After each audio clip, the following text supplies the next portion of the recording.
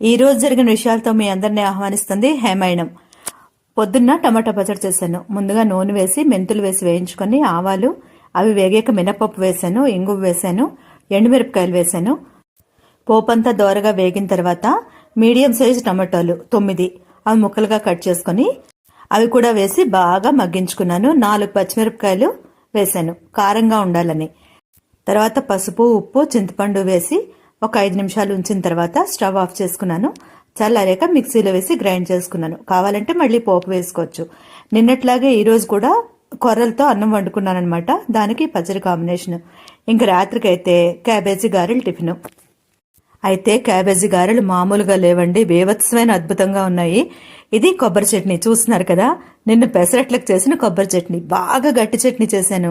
నిన్న ఉండిపోయిందనమాట, ఫ్రిడ్జ్ లో ఉంచాను. నా జన్మలో ఎప్పుడు అలా ఫ్రిడ్జ్ లో పెట్టలేదు. అదేంటంటే ఇంకొంచెం పప్పు, పచ్చిమిరపకాయలు వేసి గ్రైండ్ చేసి పోపు చేశాను. అద్భుతంగా ఉంది. అందరికీ శుభరాత్రి.